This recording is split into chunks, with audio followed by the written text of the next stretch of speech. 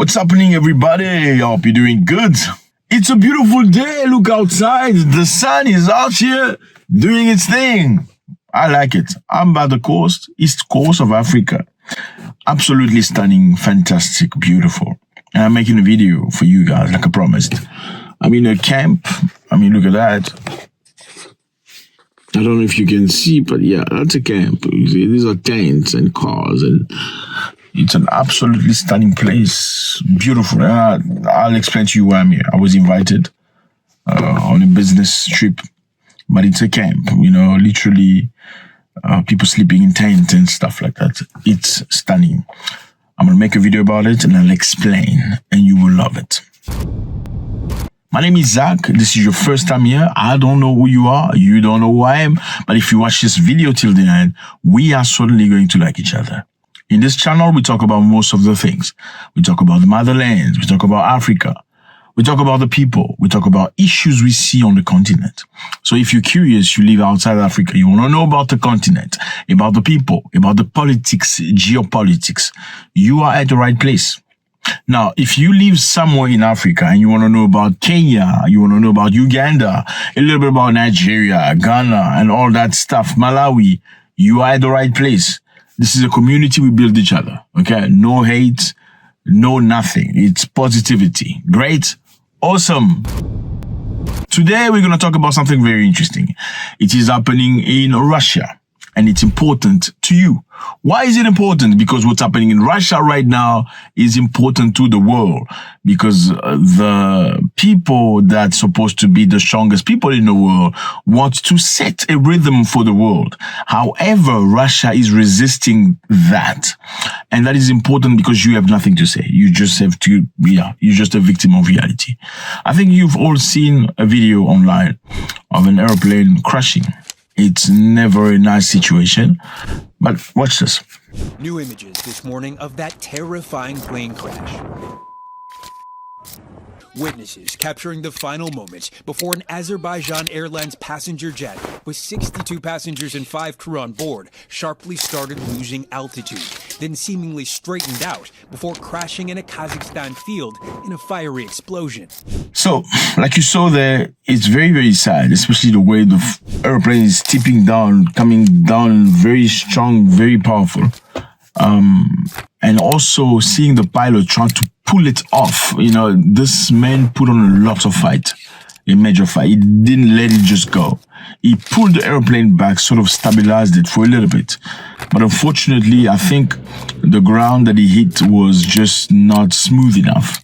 So, yeah, it was sad. And I can imagine, we've all imagined ourselves in this type of situations in the past. If you have traveled before, you certainly have imagined yourself in an airplane in that situation, and it's very sad. I think I've had some obscure thoughts about that, thinking how would somebody who's in a toilet while an airplane is crashing feel? Very, very bad. Anyway, so that's happened in Russia. The flight left Azerbaijan going to Grozny. It's a capital of Chechnya.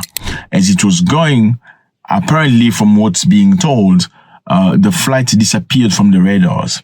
Now, what happened, as per expert, when that flight was coming, that zone is very much attacked by the West, by the Ukrainians.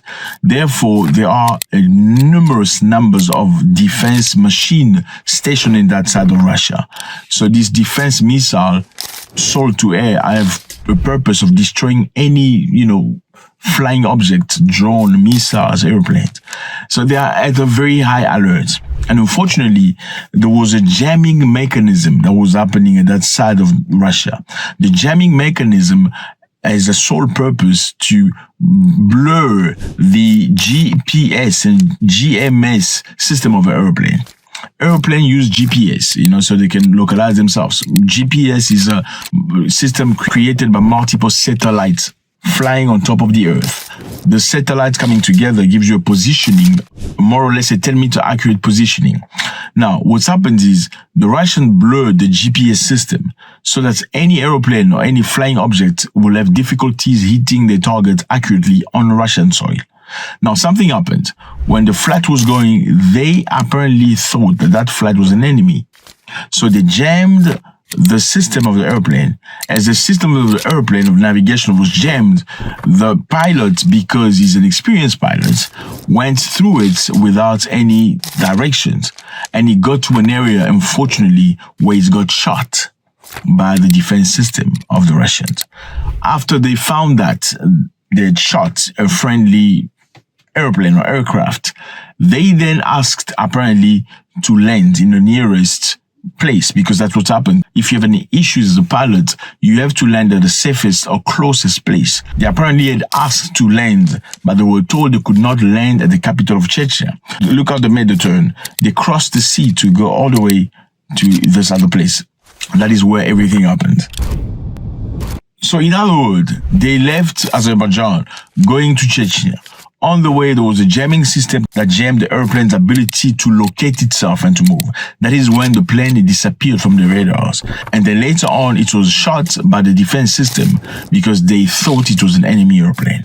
Apparently, from speculation, the pilot had asked to land at the closest place possible, but it was refused. Then they went to try land on the other side. That is when they crashed, because they couldn't get to the airport. Okay, so it's very sad for the families. What's also very intriguing is to see this man who was praying while this was happening. Watch.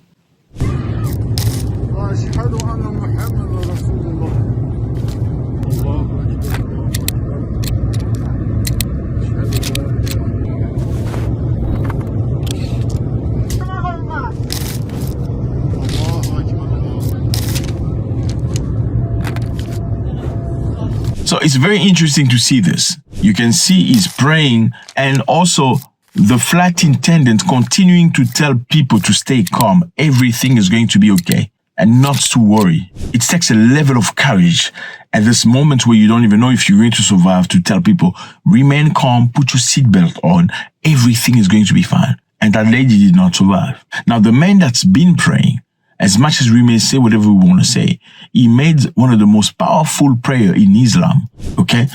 Asking for protection.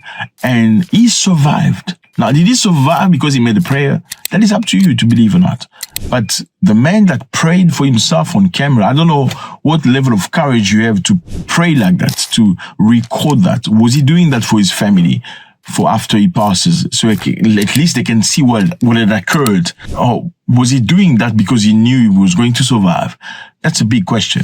But it's very intriguing and very touchy, to see a man pray like that for his life and survive. Now, half of the airplane was completely destroyed, and half of the people in the airplane were unalived, and some of the people survived. Obviously, a very sad situation. Nobody want to ever see themselves in such position. We all take airplanes playing. I mean, I do fly a lot myself, but I'm still scared of heights. It's crazy to say. I'm scared of heights, but I take airplanes once every third week. It's just insane because you have to do it for work. And yeah, so the man prayed, he survived, and later on made a video praising God that he had survived. Thank God for him. He's alive with his family, and I believe this is a boost of faith for many people that believe in God. Now, have they found all the details? Not yet. They have found the black box. The black box will clarify what exactly had occurred. Now, saying that they had refused them to land is just a speculation. Okay, people are imagining, experts are imagining that they had asked, can we land at the closest place?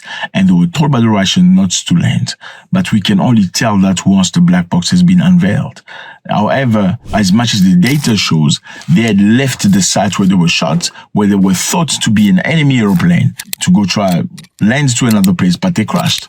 Now, can we blame the Russians for trying to shoot an airplane that looks like an enemy at this very hot moment? It's an interesting question.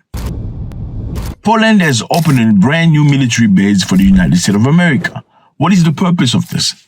Question mark. Is this a good thing toward Russia? Question mark. Is Russia happy about this? Absolutely not. Number 2, Poland has also tried its first ballistic missile test. Very first. We know Russia is the only country in the world to have such engines. Right now, Poland is beginning testing a missile that will reach Moscow within a minute. And this is very dangerous. Will Vladimir Putin allow this to happen? Because America wouldn't allow that. Remember in the 1960s, when America had Poland hosting America long-range missiles, Russia reacted by sending its own missiles to Cuba. As Russia's nuclear missile was going to Cuba, America stopped those ships, those boats from entering Cuba because they realized how dangerous that was. Now, how is that different from this when you're supplying Poland with elements that's necessary to create a missile that can bomb Russia within minutes? Let me know how you feel about this, fellas. It's always a great pleasure. I'm getting ready to go in a city. I'm in a very different town, and I'm gonna make a little, documentary about it. You're going to enjoy it. Like I said again earlier, YouTube say many of you guys watch us, but you're not subscribed. Please do subscribe so we can make this channel bigger. Okay, please. I know we love this. Let's keep it going. But it has to make sense for the people behind the camera. It's a major crew of people that work day and night for this stuff for you. So it doesn't cost you anything. Subscribe and drop a comment. God bless.